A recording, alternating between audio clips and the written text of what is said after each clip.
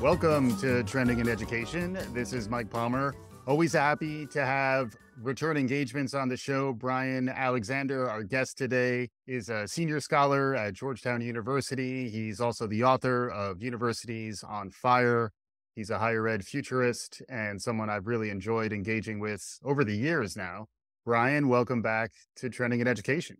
Well, it's great to be back. Thank you for hosting, Michael. Yeah, it's amazing to look back on our official appearances here, where you first appeared in February of 2020. Then we had you right back on in March of 2020 because your previous book, Academia Next, many things were noteworthy about it. But one of the things that got a little more attention is the fact that you were forecasting, exploring scenarios in which a pandemic might hit and then what might be the impact to higher education. Similarly, now you're doing that in Universities on Fire, where you are exploring futures. You are a higher ed futurist. Just to start, can you reacquaint folks with who you are and how you landed in this interesting position that you're in? Sure. I'm a futurist specializing in the future of higher education. And that means I do a lot of different things in order to help people in and around higher education think more creatively, more strategically about the future. One of the things I do is I write books, I write articles, I write chapters. I'm all over social media. I also create a weekly video, the Future Trends Forum, which is an online interactive discussion about the future of higher education. I also, depending on logistics, I travel and do consults and speeches to various people around the world. Finally, in October, I hit the last continent I haven't been to. The only one left over is Antarctica. And that's on my list. I have to get there at some point. I do part of this at Georgetown University, where I'm a senior scholar, and they're very kind to allow me to teach a couple of classes in their learning design and technology program. I'm a recovering English professor, and I used to do a lot of work with a nonprofit working with small colleges and universities to help them grapple with emerging technologies and to do so in a collaborative way. Right now, I do all this research on the future of education full time. Yeah, really interesting follow. Folks can find Bryan, Bryan Alexander, and it's bryanalexander.org. Great Twitter Thanks. follow, LinkedIn, and the forums are certainly interesting. You're gathering folks on a regular basis to look specifically at higher, but then also looking more broadly at what's emerging, what trends are we seeing in that space. The one area that you're focused on, perhaps more so now than ever, is that of the climate crisis and how futures thinking can help people understand what may come of that, and then also how that may in fact impact our educational system, higher ed in particular. Can you describe a little bit how futures thinking works and how you might apply it to something like the climate crisis? Sure. Well, one of the things we do is we try to analyze trends. And a trend is just a force in the present that you can understand, that you can document, you can find evidence for. And we extrapolate that a bit into the future. If this goes on, where might this take us? And there's a lot to it. You can feed that with a lot of data. There's a practice called horizon scanning, where you look for new information, new data about the trend. And then once you push it into the future, you can modify it a few ways and play it out in different ways. That's where scenarios come from. The scenario is just a short story about the future.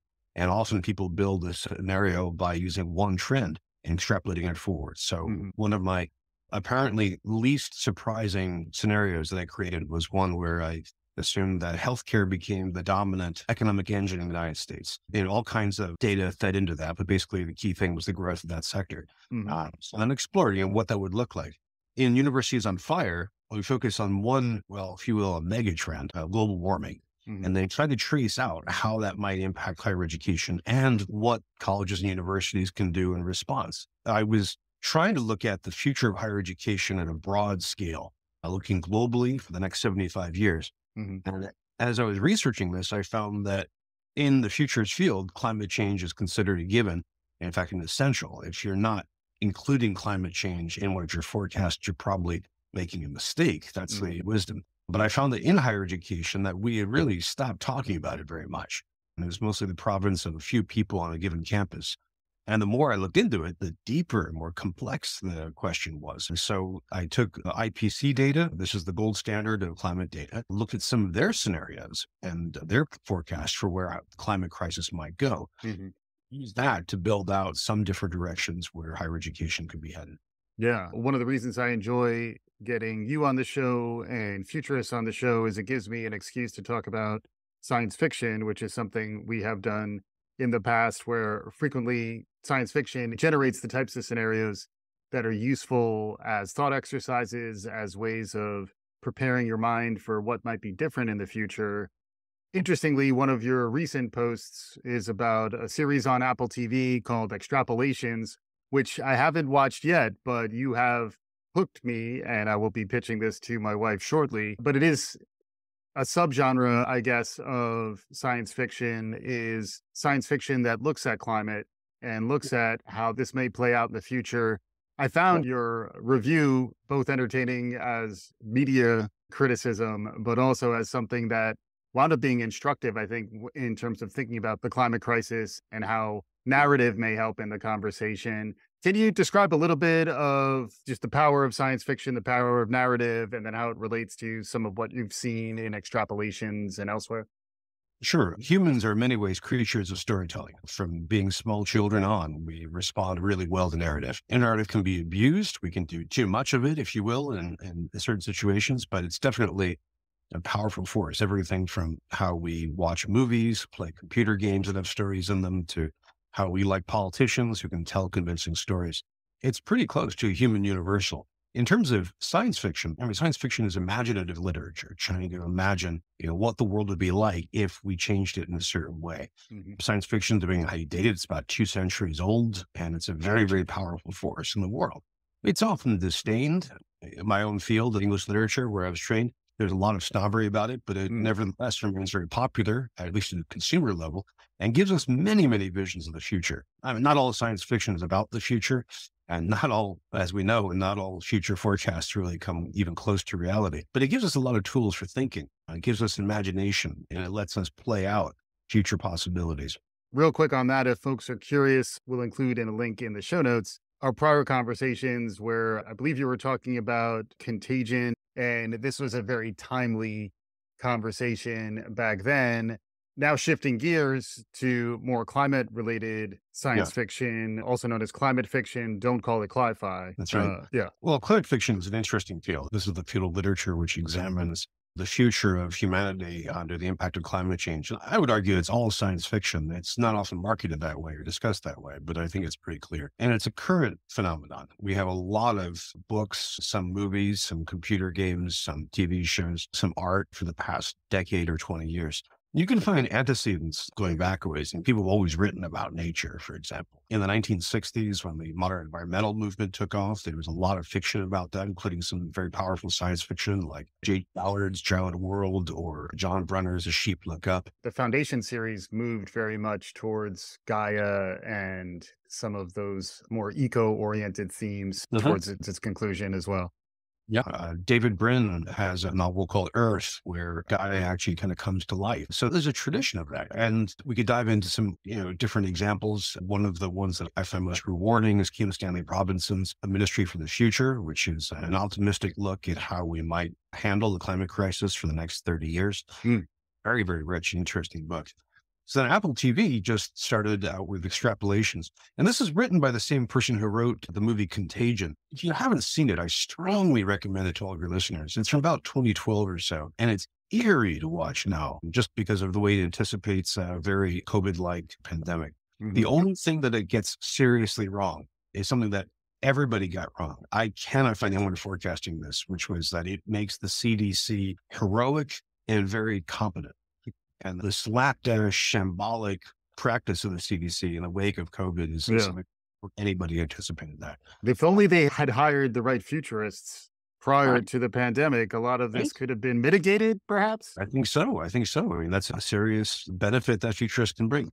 And so the same writer has come up with this new series called Extrapolations. And from what I can tell, only 3 episodes have come out. Extrapolations looks at the next generation or so. The first episodes have been in the 2030s and the 2040s. And the focus is on how climate change alters the world and humanity. Mhm. First episode took us through a bunch of different characters running around in, I think, the year 2036. We saw characters trying to set up a casino in the North Pole, people trying to negotiate the next Congress, the parties, the COP agreements in Israel. We saw bushfires. We saw all kinds of problems. Then the second and third episodes each took a deep dive into one story.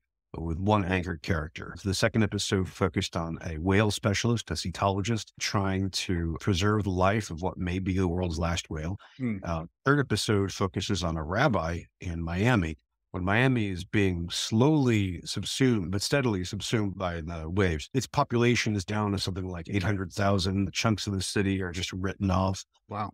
And the second episode is very elegiac, very mournful. Mm. The episode is more crackling comedy with a fierce ethical component to it. I think it's just more interesting as an effort to try to imagine what the climate crisis might do. Yeah, it's interesting the power of those numbers too, when you start leaping beyond the next, say, 5 to 10 years where, we're kind of adjacent to the rest of the 2020s.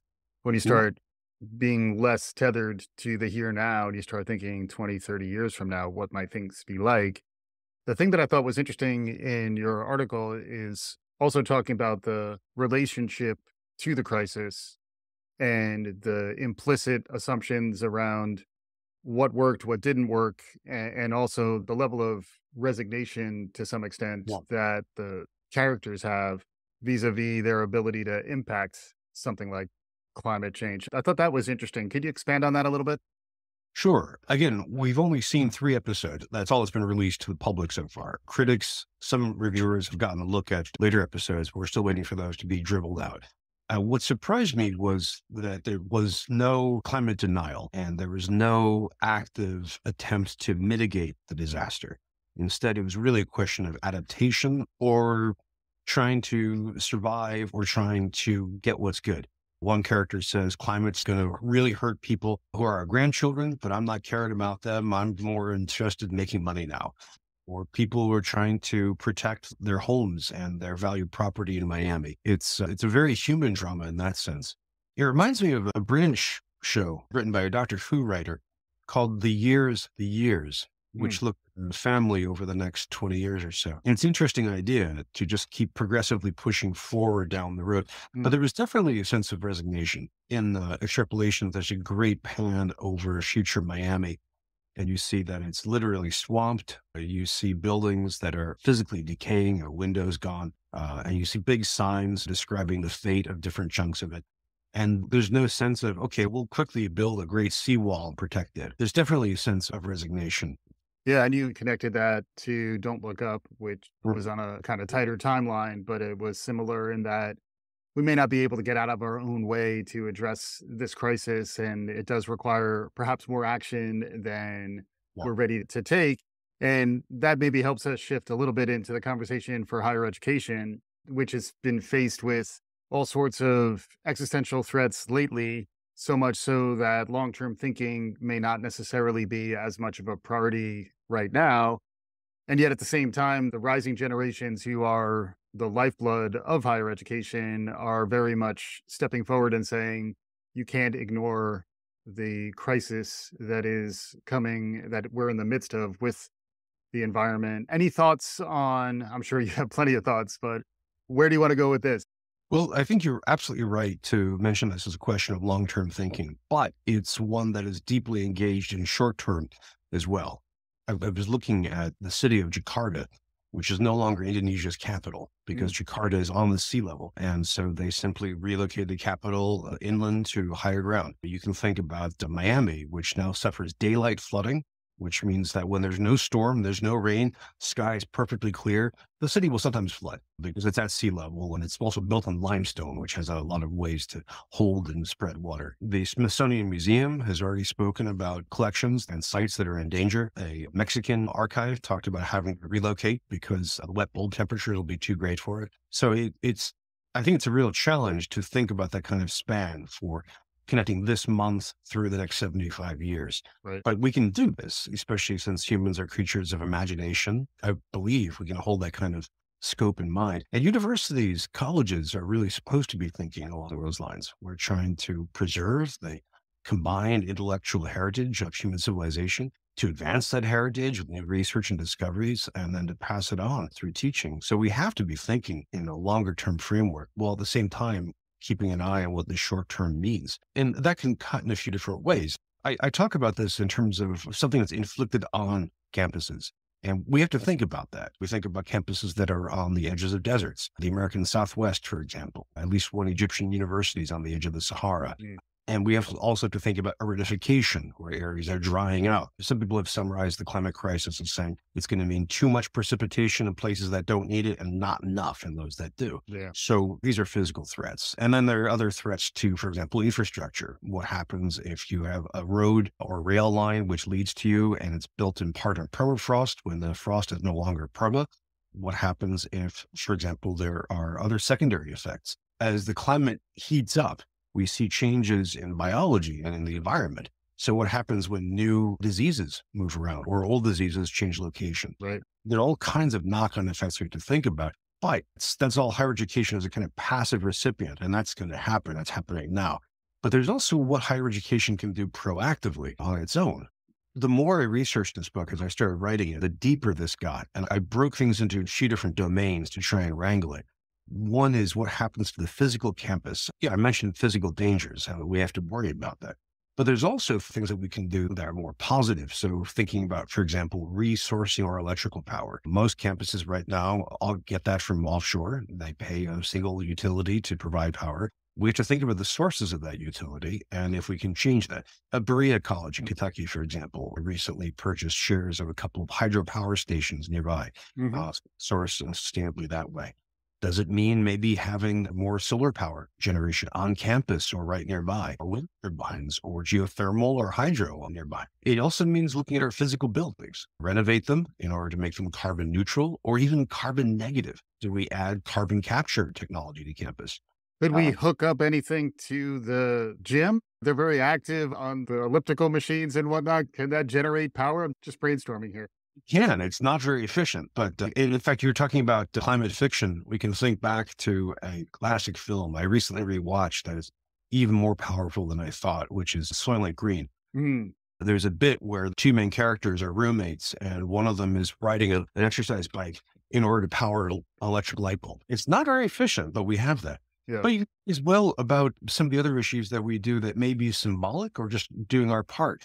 For example, do we allow carbon-fueled cars on campus? Or do we fine them or otherwise disincentivize them? Do we shift the food service offerings towards a more plant-based diet to try to reduce the emissions, both methane and carbon created by a meat-based diet? Do we transform lawns and cover them with solar cells, for example? Well, it's possible that we can see a campus that literally looks different in just a few years. And that's just the physical game. There's more to it, but there's also our research enterprise. So much of what we know about climate science comes from academic research, from disciplines as far apart as chemistry and hydrology, earth science, obviously, meteorology, but also from the social sciences. We have people in poli-sci looking at what happens to nations and national sovereignty as the crisis unfolds. Yeah. Religion, trying to think about either the emergence of new religions or what happens to existing religions. So the current Pope, for example, issued a climate change cyclical. How important will that be? Scholars looking at Indian religions. What happens as the Ganges River dries up? That river is a holy site. Displaced populations as well. This is possibly the most visible and in some ways one of the most frightening, which is we're looking at tens of millions of climate refugees. Areas like Doha, where they actually air condition the outside. When does that become unlivable and people decide to up stakes? Look at a huge swath of sub-Saharan Africa. All of the estimates I've seen are talking tens of millions, if not more people. So in terms of research, how do we study this? In terms of our physical campuses, if our campuses are safe, do we provide housing for climate refugees? But if our campus is in a danger zone, if we're in, say, again, sub-Saharan Africa, or if we're along the Indian Ocean coastline of India and Bangladesh, if we're in the American Southeast or the Southwest, the most extreme temperatures, when does a campus think about redesigning itself to protect against these weathers or to relocate completely? And then the third domain for this comes up again with climate refugees. I'm really glad you asked, which is teaching. So if we have interdisciplinary work on climate change, we should probably have interdisciplinary teaching. So, we do have ethics and climate change classes, for example. Psychology has been looking into what happens to the human mind during the climate crisis. There's this term called solastalgia, which is this painful longing for the environment you grew up with that is no longer accessible to you. Do we teach this? And then how do we teach this? Do we have, I think project-based, inquiry-based learning is a kind of no-brainer in this respect, along with simulations and gaming. But what happens when you have students who, on the one hand, are activists. They want us to take steps. How does that play out in classrooms? Do classes support them? Do they lead to more campus activism? But also, what happens when we have students who are climate traumatized? They experience something like the Hurricane Katrina disaster. They're a climate refugee. How do we honor that experience and not re-traumatize the students? On top of all of this, I'm talking about higher ed as a kind of island, but we, of course, interact with our local community. In America, we refer to this as town-gown relations. You have to think about ways that there are opportunities for collaboration. I'm thinking that a lot of civil engineering programs, for example, should have great opportunities to connect with local area in building solar cells or building solar panels or setting up barrier walls or elevating buildings. And also opportunities for friction, depending on the attitudes of the community and the academic community. Yeah, it's a lot. As you mentioned at the end there, the connections to the future of work. What fields of study will be most relevant if you are an environmental studies focus? What does that translate into? Same thing around environmental engineering. And then the flip side is really just about any field. How does it relate to the growing climate crisis? The one that I wanted to get your take on, because I know we've both been tracking, is the evolution of artificial intelligence and generative AI. That feels like a parallel megatrend. And I'm really curious how you're thinking about the interrelation and interaction between the climate crisis on one hand, and then this Yeah. real revolution in terms of generative AI and really innovation powered by new artificial intelligence and machine learning. Well, we have already one great collision between the two megatrends, which is that the computing necessary to train a tool like GPT-4 or an image tool like DALL-E or Stable Diffusion is substantial. And that involves a lot of carbon, having to buy up a lot of computational power in the cloud, which in turn means having to buy, more servers. And so there's an interesting question. I've seen some people raise this as a topic. Do we get to the point where we say, stop, or cut that back, or ration it some way, perhaps as a public good, because we think that's too dangerous? I mean, I'm already expecting to see people try to prohibit Bitcoin mining. So mining rather than perfect state generation, because this is very computationally intensive. We have to rethink our entire computational architecture this way. Right. Look at something that's really intensive in terms of GPU, CPU, and bandwidth, like virtual reality. Flip side of that, though, I'm so glad you mentioned this in terms of the future of work, is what if we take the travel problem seriously? Air travel gouts out huge amounts of CO2, and we don't have really good solutions on the horizon yet. There's a lot of work. NASA's doing some work. A lot of private companies are doing work, but it's nowhere near the electric car. We basically don't have an electric plane option. Some in climate fiction, people are very fond of turning to balloons and zeppelins, which sounds great, but we're not there at the consumer level yet. Miyazaki does really good work with balloons, the anime. When he does the future, the dirigibles make for nice escapist animation. Miyazaki is a genius, and you can think of all kinds of ways for that to play out. We know the train and blimps take longer to travel. So do we change your idea of traveling between 3 cities in one day by air and instead get used to a slower, appreciative pathway? That's a big shift. But if we do that, if instead we decide to take blimps, if we can get them, or just to fly less, there's an archive in Santa Fe, or there's a conference in Burundi I need to get to. Well, instead, we'll do it online. We know how to do that thanks to the pandemic. We have all kinds of technological options, synchronous and asynchronous. And VR. Including VR, absolutely. And mixed reality. That's actually one of the features, by the way, of this Apple TV show Extrapolations, is there's a lot of VR and also holographic displays, Interesting. which are not just cool, but can also deepen the experience potentially. So if we do that, then campuses need more computational power at all levels. I mean, they'll need more hardware, they'll need more bandwidth, they'll need software, they'll need human support as well at a very extensive level. So it's an open question about campus computing, which way it will go in terms of the climate crisis. Right. The climate crisis makes us rethink so much of higher education. I think that's one of the reasons why people hesitate to engage with it. There's a philosopher who came up with the term hyperobject. It's a complex idea, but it does what it says in its name. It's an object that's so complicated, it's really hard to wrap your arms around it. It penetrates so much of daily life. It's like systemic, right? The way people were talking about systemic racism. And if you go even beyond the human structures that are systemic, you start thinking about how we relate to technology in our environment. It's the fish and water problem. How do you change your water tank as a goldfish is an interesting question.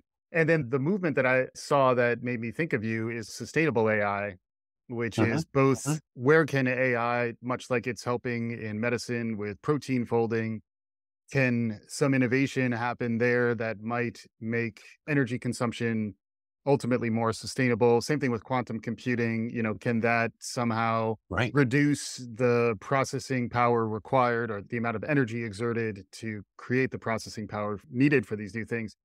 We tend to get dark, understandably, when we think about artificial intelligence, but there are also ways in which it perhaps could power some breakthroughs. Do you see anything that you think ultimately may be beneficial to our battle? I'm trying to change the narrative from that of resignation and adaptation to start thinking about, are there any somewhat utopian takes on how technology may be able to intervene and help here? There's a wide range and more coming. We know from the pandemic that was the most recent proof of humans' innovative capacity. Everything from Operation Warp Speed, creating the vaccines in the US and other countries as well. We know from higher education, flipping all of higher ed on a dime to push us online. I mean, we know there's a lot of innovation. The same is happening here. I'd recommend looking at something like the Drawdown Project, which gives you an example of a whole bunch of different ideas. Mhm. So we're looking at things like, for example, the biggest is geoengineering.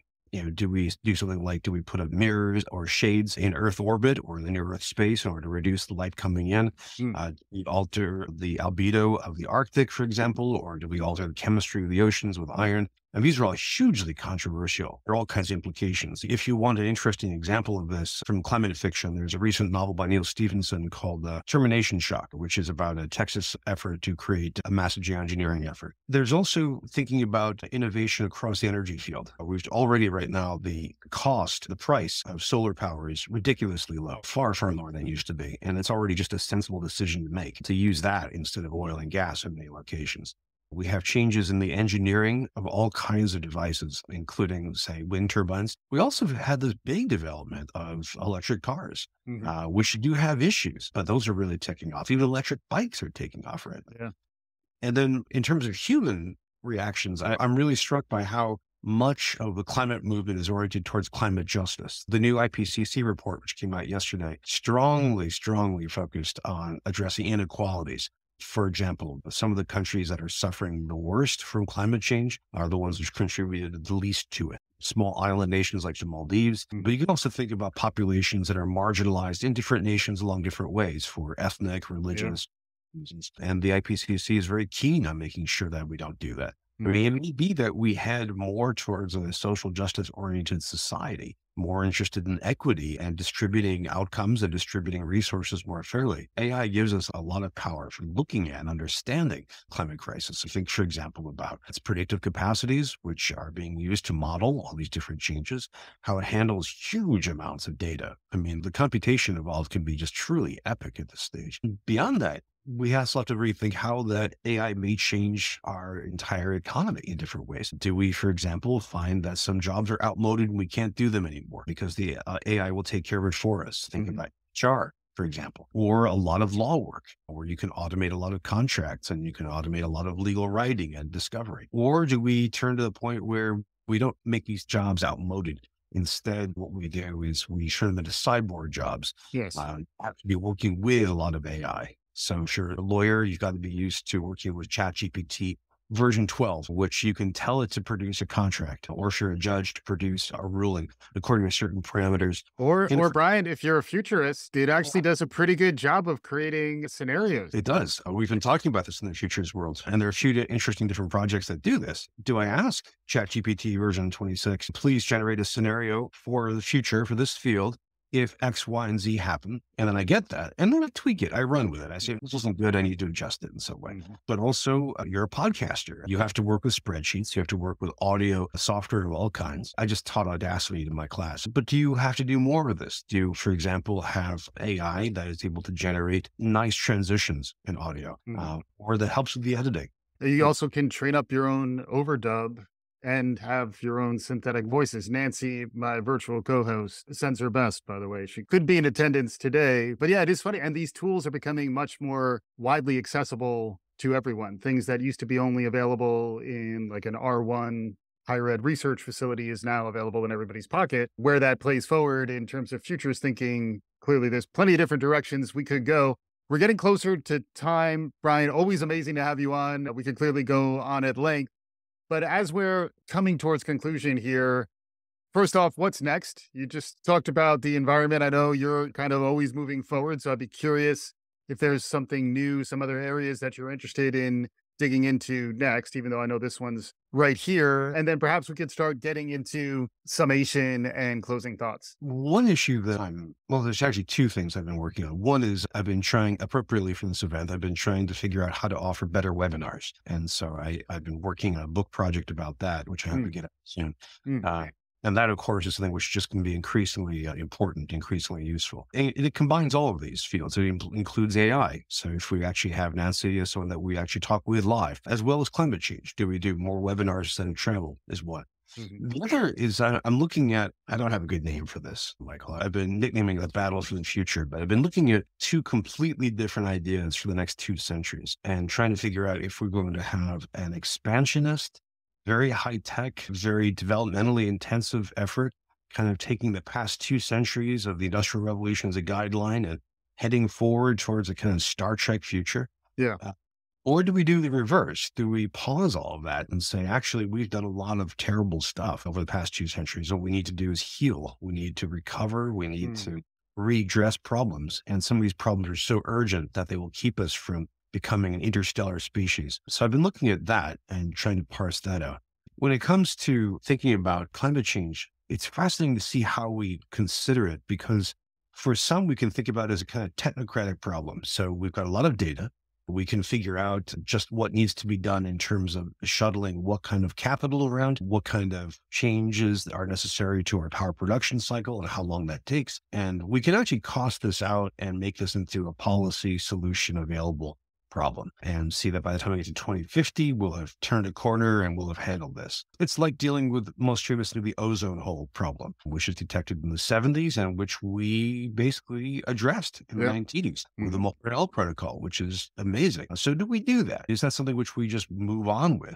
Much like right now, as we record this, we've decided to move on with COVID. COVID still kills a lot of people, but we accept that right now. Or do we see climate change as something that's deeper, more fundamental as a civilizational issue? Do we rethink our political economy? What does it mean to rethink everything from religion, race, gender, class as a result? I mean, are we just wading into a cultural revolution along the lines of, say, the French Revolution or the Industrial Revolution? I think that's, when I look at academics, those are the kind of different levels of thinking they're going to have to apply to this. Okay, maybe in the first, the technocratic solution, I'll get an electric car. I'll shop with my cloth bag at the grocery store. I won't fly as much. Done. Or do we just rethink the fundamental purpose of civilization and what we're doing on Earth? And we may do both, and societies may oscillate between these depending on the current moment. I think that's the kind of depth of consideration we have to debate. And it might not be enough. It might be that people think that they can just move on. If a great city is destroyed, if we decide to abandon Georgia or the Indian coastline, Right. that might be something that people just accept and move on with. You think about, say, the huge stockpile of nuclear weapons that we still have on Earth. Not a topic of everyday conversation. It hasn't changed anybody's life most of the time. We may just proceed that way with the climate crisis. So that's one of the things I think we should anticipate. There's an oscillation between those two different extremes. Yeah, and it's another place where the power of narrative and science fiction to describe long-term impact, because you can't really, the creeping incrementalism of life, it's very difficult to notice how profound some of these things are. But if through these devices, including futures thinking, you can start to open up your imagination, and then ideally that starts to impact action that you take right here, right now. I'm very happy that we took the action to have Bryan Alexander back on the show again. He's a senior scholar at Georgetown University, the author of Universities on Fire. Great follow, bryanalexander.org. Thank you so much for coming back on the show. Michael Palmer, what a pleasure. You're a great host. You ask great questions, and I really appreciate the opportunity. Thank you so much. Awesome. Hopefully our listeners enjoyed this as much as I did. If you did, please subscribe, share the good word. We'll be back again soon. This is Trending in Education.